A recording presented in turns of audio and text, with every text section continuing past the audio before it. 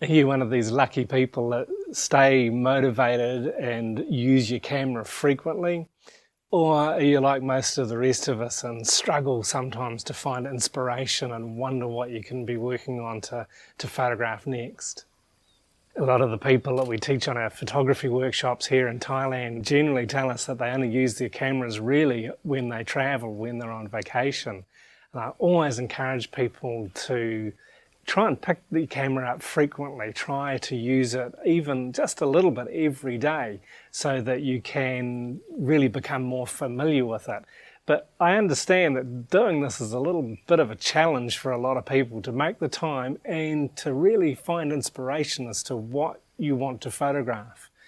And the way that I did this when I was younger and just starting out was I used to go to the library. I went through all of the photography sections of the libraries that I could get to, and I would also look at magazines, I would look at other books, I would start buying books and really start to look at the work of accomplished photographers.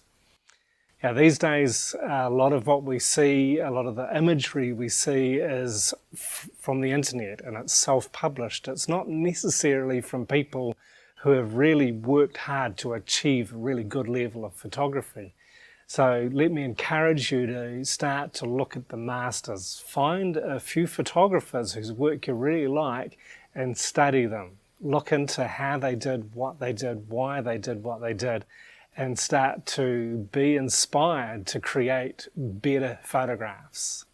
So you too can look for libraries with great photography sections. One of the best ones I found was our city art gallery had a library with a fabulous photography section. It was only open, I think, on like a Tuesday afternoon once a week, but I would get in there when I could and just pore over these books. You weren't allowed to draw them out, you weren't allowed to take them home, but I could go and sit in there and be inspired. I think this was the first place that I discovered the work of Irving Penn, who has had a big influence on my photography. Documentaries are great. YouTube has got now myriads of documentaries about very accomplished photographers, so you can understand about the challenges that they had and the way that they worked and what inspired them as well. I can still remember the first time I saw a real Ansel Adams print hanging on the wall of a gallery.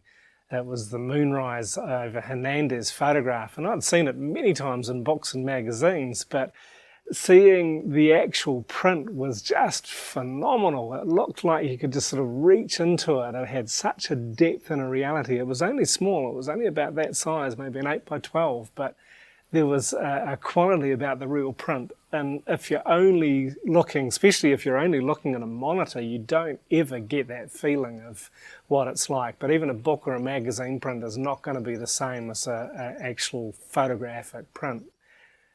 Find galleries that show photography, or when you're traveling, look for local galleries. You might fall lucky and find a photographic exhibition. I mentioned Irving Penn and seeing his work. He was a Vogue photographer, worked in high fashion. It's not something I've ever really done, but he also worked in some pretty exotic, out-of-the-way locations where he would make portraits of the local people. Living in northern Thailand, I really enjoy doing this. I've developed an outdoor studio based on the inspiration of Irving Penn's own studio, and I've taken this thing all over the north of Thailand and made some lovely portraits. Check out our video on it, check out the article, I'll link to it in the text below, and see where I've gained inspiration from. But it was looking at Penn's work, and in particular reading about the way he had personally written about the way he liked to work, and that was fabulously inspiring for me as a young photographer. Another huge inspiration for my own personal work has been British painter David Hockney. In the late 70s and early 80s, he spent some time working with a camera doing what he called as photo joiners.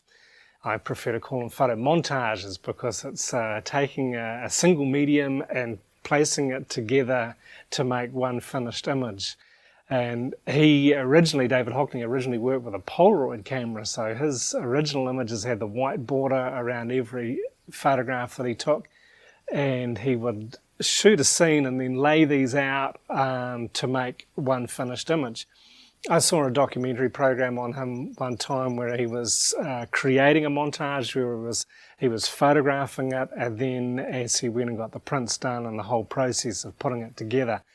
This is when I'd only just first bought a camera when I was 19 years old, so over 30 years ago. And so I've been inspired that long and been producing, off and on, I've been producing photographic montages for that amount of time.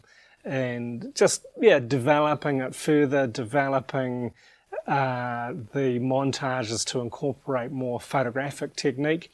Hockney never really got into that. He stayed more as a painter and did it from a different perspective, where he was usually just taking snapshots and putting them together. But I like to try and incorporate some more photographic technique to make the images a bit more diverse. And also, more recent years, I've started to incorporate video into my montages, so they no longer just print montages, but you've got to view them on a monitor because they move. This is something that I continue to explore. So find yourself a couple of people to inspire you. Find yourself a couple of photographers whose work you really like and develop your own style. Push it beyond what you can see another photographer or another artist doing to make it your own unique style. And please don't forget to click like if you've enjoyed this video, and the subscribe button down there as well, so that you can keep up to date with videos as we publish them.